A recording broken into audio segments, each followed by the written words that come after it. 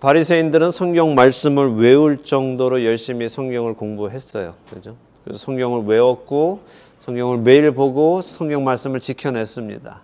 그런데도 예수님 알아보지 못했어요. 놀랍죠? 그러니까 우리가 성경만 잘한다고 해서 하나님과 친한 것도 또 아닌 거예요.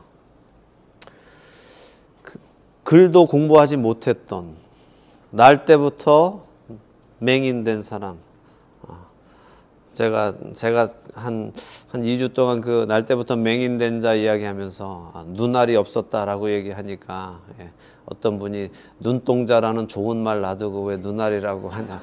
자, 눈동자가 없었다.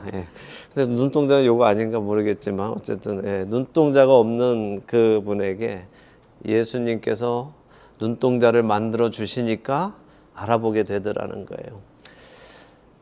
근데 그 사람이 눈동자를 그냥 만들어 주니까 알아본 게 아니라 예수님이 행하신 일을 보고 이분은 하나님께로부터 오신 분이다 라고 인정했다는 거예요. 그는 하나님으로부터 오신 분이 아니고서는 이런 일을 행할 수 없다라는 것을 알았어요. 하나님이 죄인의 말을 듣지 아니하시고 하나님의 뜻대로 행하는 경건한 사람의 말을 들으시는 분임을 나는 알기 때문에 이 예수님께서 나에게 행하신 창조의 능력, 눈동자를 만들어주신 이것은 하나님께로부터 온 것임을 나는 부인할 수 없다라고 고백을 한 거죠. 반면에 바리새인들은 예수님께서 행하신 그 표적보다도 예수님이 자신들이 만들어낸 장로들의 유전을 지키지 않기 때문에 하나님께로부터 온 자가 아니다라고 인정을 했습니다. 자, 이것은 무엇을 말하는 것인가? 표적을 보고 그 표적으로 분별하는 것이 아니라 표적을 넘어서 내 생각, 내 지식, 내 감정, 내 기준에 맞지 않으면 진리도 버릴 수 있는 사람들의 교만함을 말씀하시는 거예요. 오늘을 사는 우리들도 깊이 생각해야 합니다. 성경에는 그렇게 써 있지만 나는 그럴 것 같지 않아 라는 생각 해보신 적 있으세요? 성경 말씀은 그렇게 써 있지만 그래도 나는 그럴 거라고 생각하지 않아. 그런 생각 들어봤다면 위험하지요. 근데 실제로 요즘 젊은 사람들에게 꽤 인지도가 높은 목사님이 계세요. 근데 그분이 그런 말씀을 하시는 걸 제가 들었어요. 실제로 TV에서 청년들이 또 젊은 사람들이 고민하는 죄의 문제를 놓고 성경에 하나님께서는 이래 말씀하시지만 나는 하나님이 그럴 뿐이 아니라고 생각합니다 라고 얘기하는 거예요. 그래서 그들에게 그렇게 고민하지 않아도 된다라는 식으로 말을 해주는 거예요. 마음을 편안하게 해주기는 하죠. 그러니까 청년들이 좋아하죠. 자신들이 죄 때문에 고민하고 있는데 목사님이 그래도 하나님은 그럴 분은 아니셔. 그렇게 미워하실 분은 아니셔 라고 말해 주니까. 근데 이런 말과 생각이 얼마나 두려운 일인지 우리 생각해야 합니다. 특별히 다른 성도들에게 영향을 끼칠 수 있는 자리에 있는 사람들은 자기가 가지고 있는 그런 나는 하나님이 그럴 뿐이 아니라고 생각해 라고 하는 이런 생각을 함부로 나누어서는 성도들로 하여금 잘못된 길로 가게 할 수 있는 위험한 일이기 때문에 주의해야 합니다. 우리가 성경을 기준으로 그 말씀을 기준으로 모든 것을 분별하고 판단하고 행하지 않고 어느 것 하나 아주 작은 것 하나라도 그렇지 않을 수 있겠다라는 빌미, 성경 안에서 그렇지 않을 수도 있겠다 하는 빌미를 주기 시작하고 그 기준을 마치 바꿀 수 있는 것처럼 틈을 내주기 시작하면 그 틈은 점점 벌어져서 결국에는 성경을 내 마음대로 뜯어 맞추어서 믿게 되게 됩니다. 얼마 전 제가 방송에서도 나누었지만 어떤 교단의 목사 고시를 보던 그 수험생이 성경 본문이 특정인에게 정신적인 충격을 줄 수 있으니까 이런 본문을 읽고 답하라고 한 건 잘못됐다. 시험 문제를 잘못 냈다라고 그 교단 측에 항의를 했어요.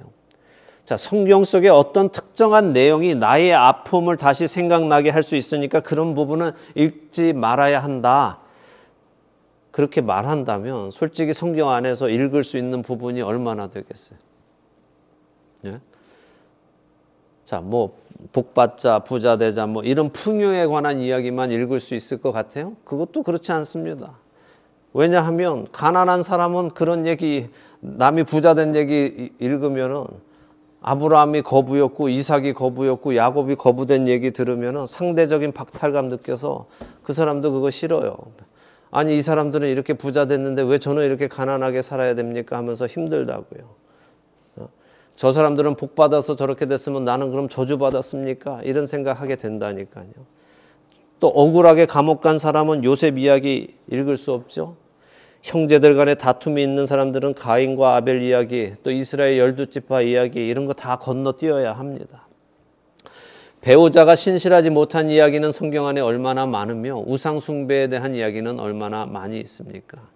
이런 식이라면 도대체 어떤 부분, 성경 안에서 우리가 어느 부분을 읽을 수가 있어요? 이 모든 문제가 어디부터 시작됐는가 하면 자기 자신을 부인하지 못하는 데서 시작하는 거예요. 그래서 예수님을 따르는 첫째 조건은 자신을 부인하는 겁니다. 내 생각, 내 가치관, 내 지식과 경험들, 이건 다 어디서 온 거예요? 여러분이 예수님을 실제적으로 만나기 이전에 여러분이 가지고 있는 생각과 가치관과 언행, 이 모든 것이 어디로부터 온 겁니까? 세상으로부터 온 거예요. 멸망할 세상으로부터 배운 거라고요. 그렇다면 우리가 이제는 세상으로부터 부름받아서 나왔다면, 세상에 속한 자가 아니라 천국에 속한 자가 되었다면 우리는 이제부터 처음부터 하나하나 다시 하나님의 말씀과 가치관을 배워서 훈련해 나가야 되는 거예요. 우리의 자세가 그래야 한다는 겁니다. 내 생각과 하나님의 말씀이 만나면 뭐 해야 돼요? 내 생각을 내려놓고 하나님의 말씀을 따르는 것이 참된 그리스도인의 모습이에요. 세상에서는 어떻게 했어요? 하나님의 말씀과 내 생각이 만나면 하나님의 말씀을 내려놓고 내 생각을 따르는 것이 세상의 방법이란 말이죠. 근데 우리가 그 안에 살다가 예수님을 통하여 이쪽으로 옮겨왔으면 이 방법은 바뀌어야 된다는 거예요.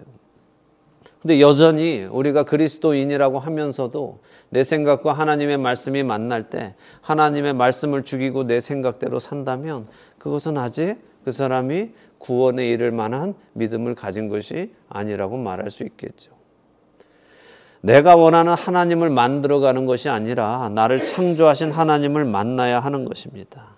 그 하나님께서 나를 하나님이 원하시는 모습으로 만들어 가시도록 나를 내어드리는 삶이 되어야 합니다. 자, 여기 이 바리새인들은 자신들이 원하는 하나님, 자신들이 원하는 메시아를 기다리고 있어요. 참되신 하나님이 육신을 입고 오셨는데도 불구하고 이들은 그 메시아는 싫다는 거예요. 그 메시아 싫고 우리가 원하는 메시아 오라는 겁니다. 그래서 예수님께서는 너희들이 메시아를 찾다가 찾지 못하고 너희 죄 안에서 죽을 거야 라고 말씀하신 거예요. 우리는 어떻습니까?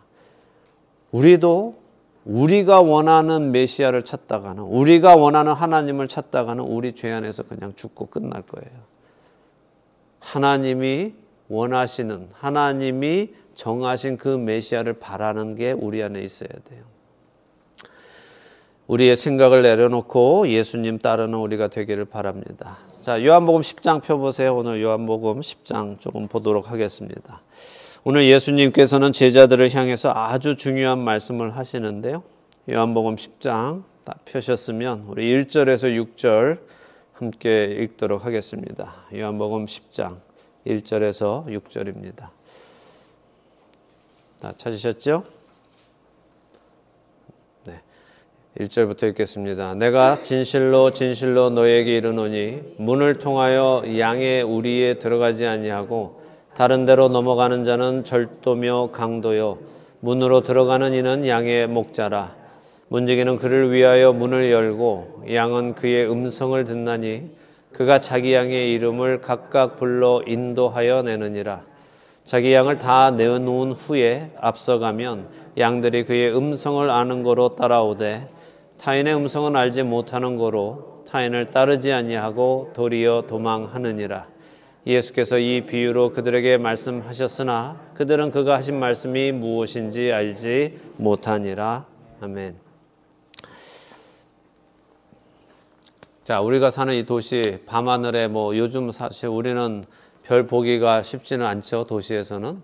그래도 아리조나가 미국에서 별을 가장 많이 볼 수 있는 주라는 거 알고 계세요? 그래서 여기가 천문학이 발달됐죠. 근데 피닉스는 아니고 투싼하고 플렉스텝 그런 쪽이 그렇습니다. 그래서 정말 조금 한적한 곳에 가시면 뭐 우리가 인디안 그 레저베이션 같은 데 가서 이렇게 밤에 보면은 정말 별이 막 와, 어쩜 저렇게 많을 수 있을까 싶을 정도로 많습니다. 근데 여러분 전 세계에 모래 알갱이 숫자 생각해 보신 적 있으세요? 모래 알갱이? 전 세계 모래가 얼마나 될까요? 모래 생각해 보셨어요? 네. 전 세계의 모래, 그러니까 바닷가에 있는 모래뿐 아니라 사막에 있는 모래까지 다 포함해서, 예. 물론 그 숫자를 다 세본 사람은 없지만 과학자들은 세는데 어떻게 세냐 하면 일정 기간, 일정 그 구간을 이렇게 해서 정말 셉니다. 모래 숫자를 세고 그 다음에 이제 지구 면적을 계산해 가지고 그 모래 숫자를 이제 찾아내요. 과학자들에 의하면 지구상에 존재하는 모래 알갱이의 숫자, 그 숫자가 7이라는 숫자 뒤에 0을 21개 붙이는 거예요. 0을 7이라는 숫자 뒤에 0을 21개.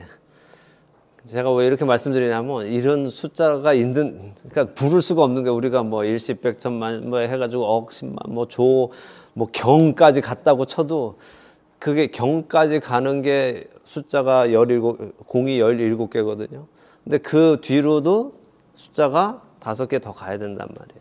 그러니까 뭐라고 표현할 수 없는 숫자입니다.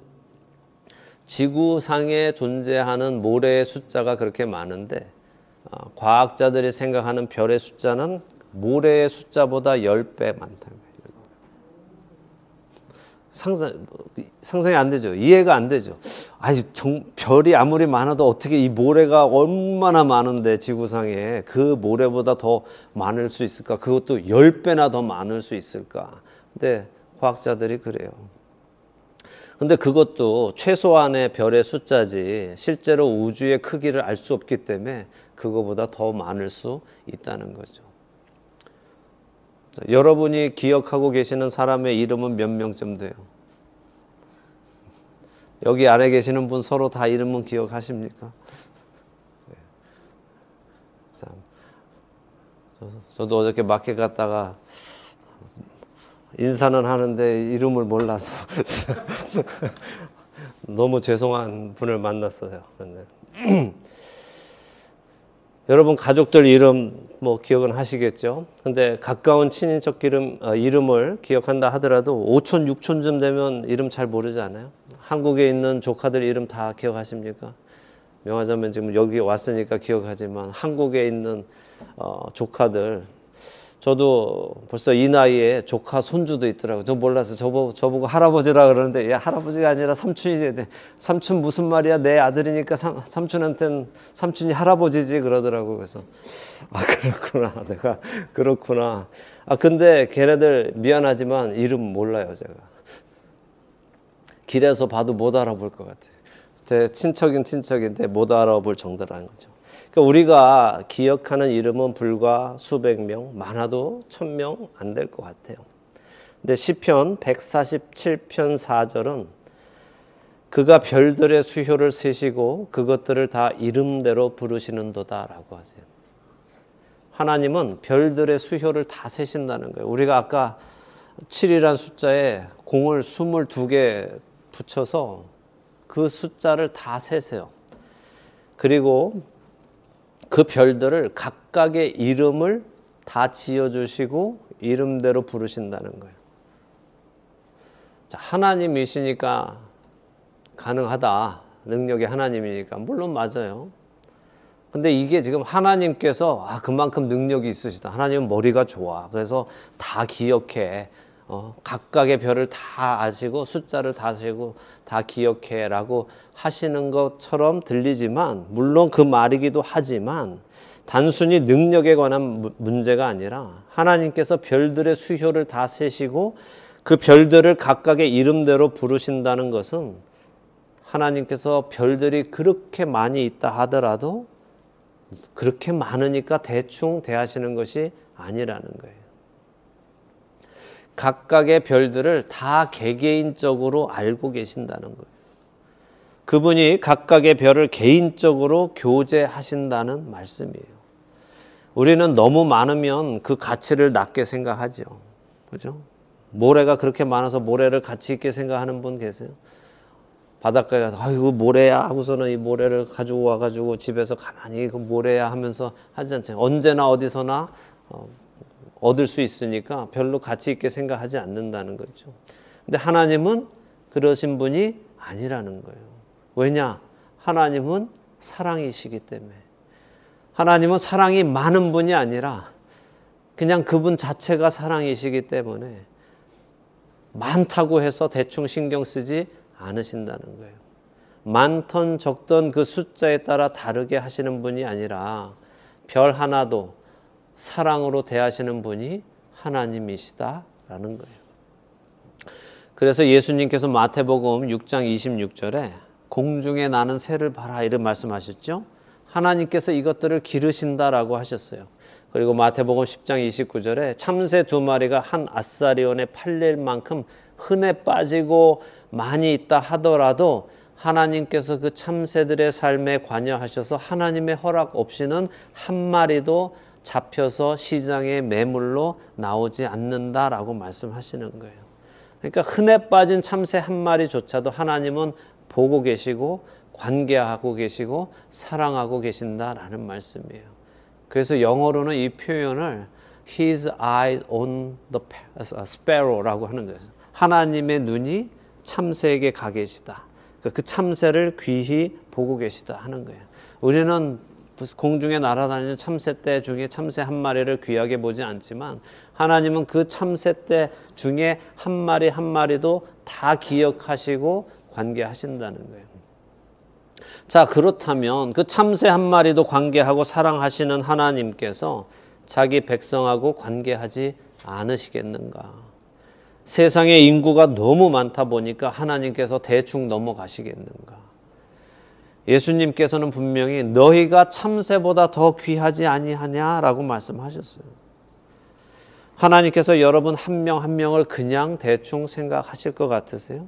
그렇지 않으시다는 겁니다. 오늘 예수님도 그 말씀을 하시는 거예요. 예수님께서 이 땅에 오신 이유는 이 땅에 오셔서 양의 우리 안에 가셔서는 3절에 보니까 그가 자기 양의 이름을 어떻게 해요? 각각 불러 인도하여 내느니라 라고 하셨어요.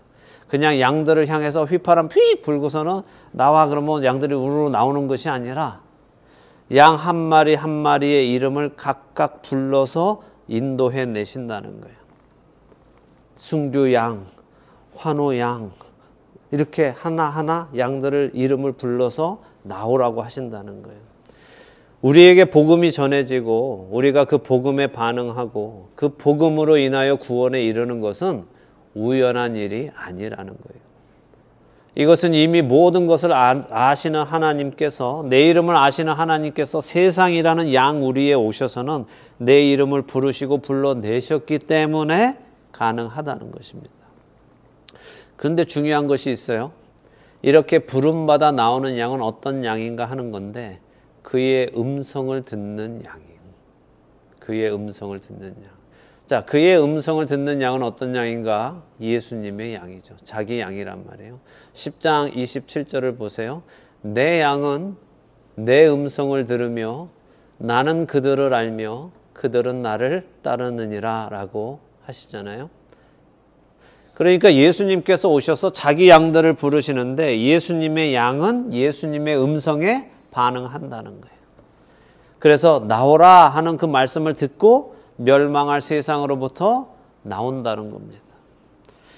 자, 그런데 다시 10장 5절을 보세요. 타인의 음성은 알지 못하는 고로 타인을 따르지 아니하고 도리어 도망한다라고 하시죠.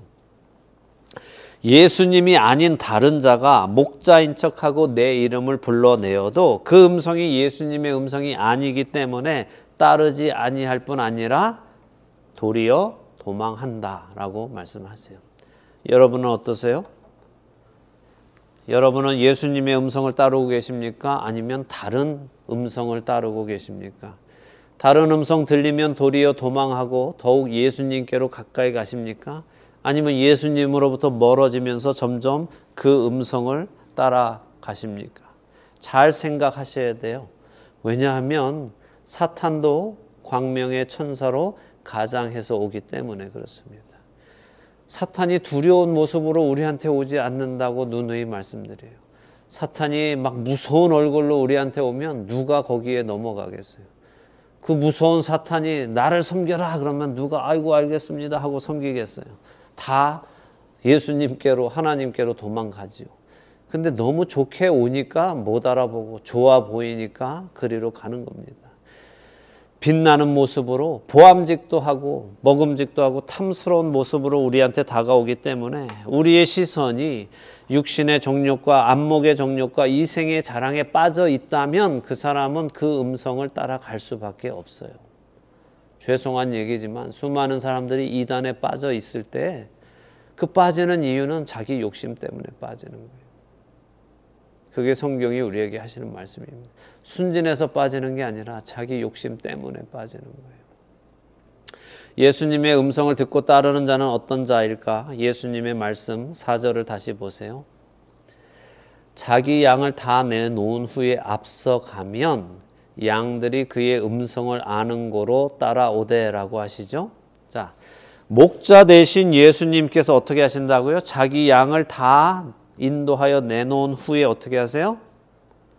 앞서서 가신다는 거예요. 목자 대신 예수님이 앞서서 가신다는 거예요. 그분이 앞서 가시면 예수님의 양들은 예수님의 음성을 알기 때문에 그 음성을 따라서 그분을 따라간다는 것입니다. 자, 그렇다면 예수님을 따라간다는 것은 뭐예요? 아까도 말씀드린 것처럼 마태복음 16장 24절에서 예수님은 누구든지 나를 따르려거든 어떻게 해요? 자기를 부인하고 자기 십자가를 지고 나를 따를 것이니라 라고 하셨어요. 그러니까 예수님의 음성을 듣는 예수님의 양은 예수님이 가신 그 길을 자기도 가는 거예요. 예수님은 자기를 부인하셨어요. 그분은 하나님이셨지만 하나님과 동등됨을 취할 것으로 여기지 아니하시고 오히려 자기를 비워 종의 형체를 가지사 사람이 되셨고 자기를 낮추시고 십자가에서 죽기까지 복종하셨어요. 예수님이 내 양은 나를 따른다라고 하시는 말씀은 바로 이거예요. 앞서가신 예수님을 따라서 자신도 그 길을 가는 것을 말씀하시는 거예요. 자, 그러면 우리가 도대체 어떻게 예수님이 가신 그 길을 갈 수 있어요? 우리같이 연약한 우리가 어떻게 자기 자신을 부인하고 십자가를 지고 그 예수님 가신 그 길을 갈 수 있습니까? 가실 수 있으세요, 여러분? 가시고 계세요? 흉내를 조금 내는 듯 하지만 하다 보면 우리는 안 되는 걸 알아요. 자기를 부인하는 흉내도 좀 내보고 십자가를 지고 가는 흉내도 좀 내보고 하는데 하다 보면 다른 사람은 몰라도 자기 자신은 압니다. 이거 너무 어렵다. 남들 앞에서는 신앙생활 잘하는 척 온화한 미소 지으면서 평안한 척 하지만 속으로는 마치 벌거벗은 임금님처럼 안 보이는데도 보이는 척, 은혜가 없는데도 은혜 있는 척, 기쁨이 없는데도 기쁨 있는 척 하면서 가식적인 사람으로 변해간단 말이에요. 왜 그럴까요? 왜 우리는 그렇게 살아갈까요? 생각해 보세요. 예수님의 제자들도 연약했어요.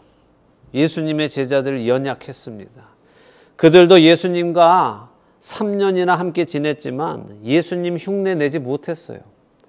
귀신을 쫓고 병 고치는 것은 예수님이 능력을 주셨으니까 그냥 사용하면 돼요. 그 이름에 권세를 주셨으니까 그냥 사용하면 됐어요. 그런데 그들은 예수님이 사람들을, 죄인들을 사랑하신 것처럼 사람들을 사랑하지 못했어요.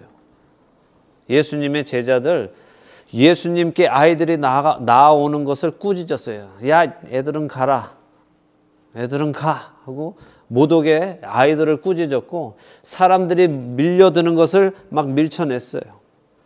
바디메오라는 맹인이 도와달라고 소리 지를 때 잠잠하라고 꾸짖었습니다.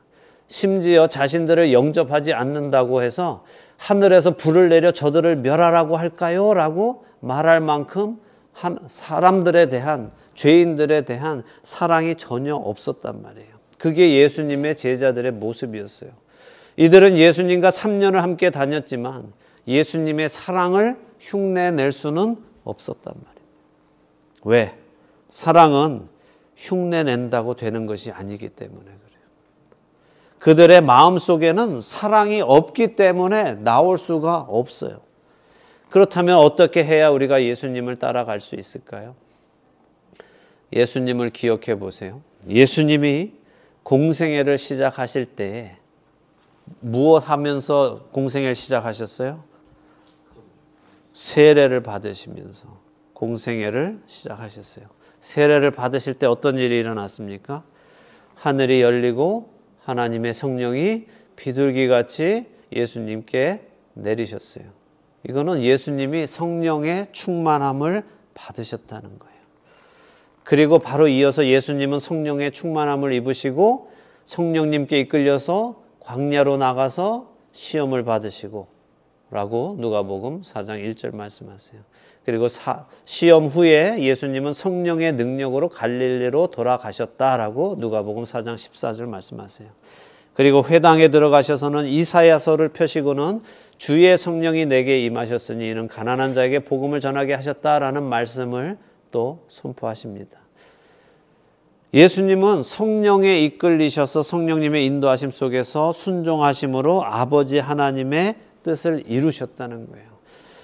예수님이 하나님이신데도 불구하고 그분이 자기 생각대로 어떤 일을 하신 것이 아니라 철저하게 성령 하나님께 종속되셔서 그분이 인도하심을 따라서 순종의 삶을 보여주셨다는 거예요. 제자들이 언제 변화합니까? 제자들이 언제 예수님의 뒤를 제대로 쫓기 시작합니까? 오순절 성령님이 임하신 후에 그들이 성령 충만함을 받아서 예수님을 따라가기 시작하는 거예요. 그렇다면 우리는 어떻게 우리의 목자 되시는 예수님이 앞서가신 그 길을 갈 수 있을까요? 통일하죠. 예수님을 먼저 그 길로 인도하신 분이 누구세요? 성령님이세요. 제자들을 그 예수님 뒤를 따라가게 하신 분이 누구세요? 성령님이세요.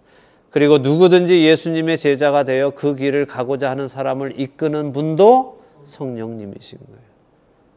예수님께서 요한복음 3장 5절에서 니고데모에게 하셨던 말씀 기억나세요? 진실로 진실로 내게 이르노니 사람이 물과 성령으로 거듭나지 아니하면 하나님의 나라에 들어갈 수 없느니라. 오늘은 성령 강림 주일입니다.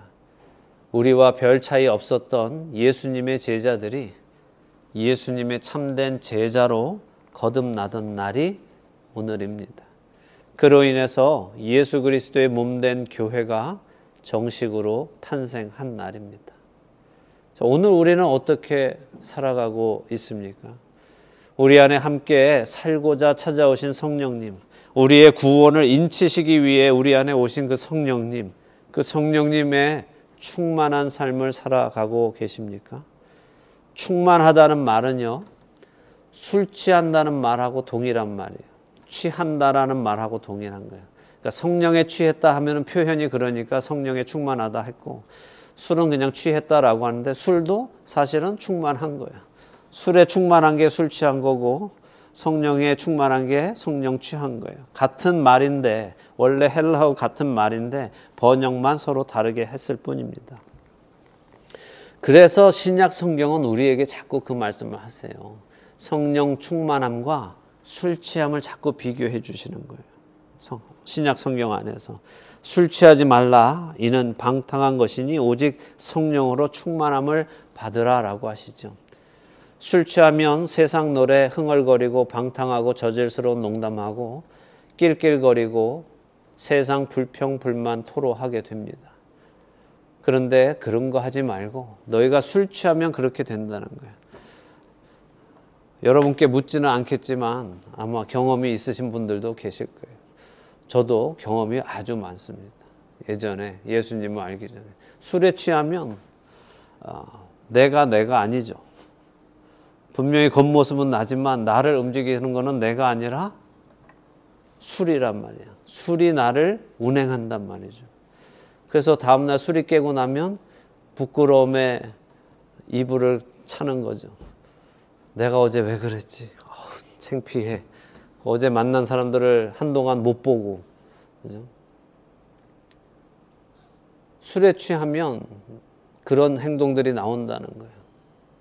술 취하면 세상 노래 흥얼흥얼, 방탕하고 저질스러운 농담하고, 웃기지도 않은 거에 막 캐캐캐캐 하면서 웃고, 세상 불평 불만 토로하면서 지내는데, 성령에 취하면 어떻게 돼요? 시와 찬송과 신령한 노래들로 서로 화답해요. 세상 노래 부르는 것이 아니라, 흥얼흥얼 거리는 것이 아니라 시와 찬송과 신령한 노래들로 서로 화답하고, 모든 일에 주 예수 그리스도의 이름으로 항상 하나님 아버지께 감사하며 살아가게 되는 거예요. 무엇에 취해서 사는가? 이것은 굉장히 중요한 말씀입니다. 자, 그러면 술 취하는 이유는 뭘까요? 안 드셔보신 척 하지 말고, 술 취하는 이유가 뭡니까? 술을 마시니까잖아요. 그죠? 근데 어느 정도 마시고 안 마시면 안 취하죠. 근데 계속 마시면 어떻게 돼요? 그죠? 계속 마시고 있으면 취한 상태를 계속 유지하는 거잖아요. 이거 똑같다는 말씀 드리는 거예요.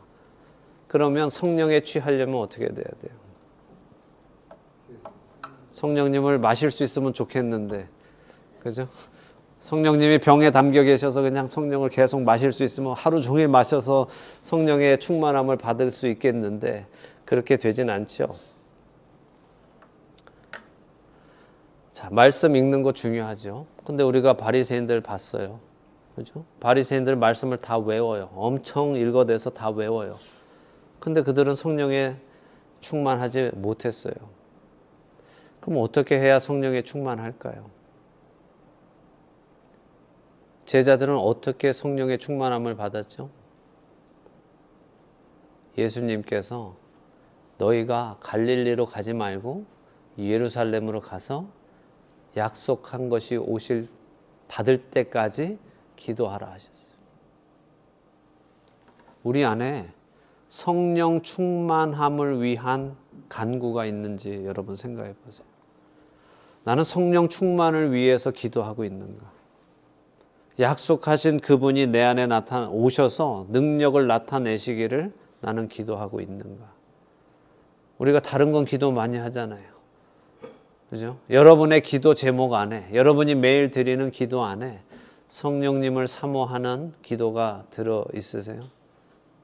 아니면 오늘 당장 필요한 것들 이거 해주세요, 저거 해주세요, 이 기도들은 있는데 그 안에 내가 정말 성령 충만한 삶을 살기 원합니다 라는 기도가 여러분 안에 있으신지 한번 점검해 보시기 바랍니다.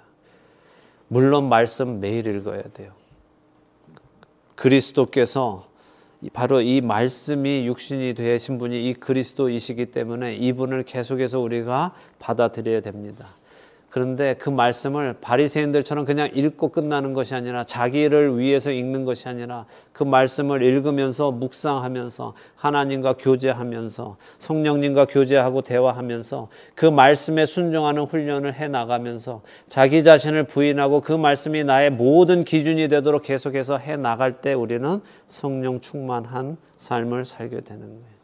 성령 충만은 내가 어떤 훈련으로 되는 것이 아니라 성경에 보면 다 하나님께서 임의로 임하셨어요. 근데 언제 임하냐? 그 사람이 성령을 계속해서 찾고 있을 때.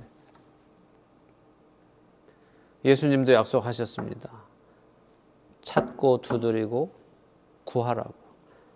그러면 악한 사람도 자기 자녀에게 좋은 것으로 줄 줄 아는데 하물며 하늘에 계시는 너희 하나님께서 성령으로 주시지 않겠느냐라고 하셨어요.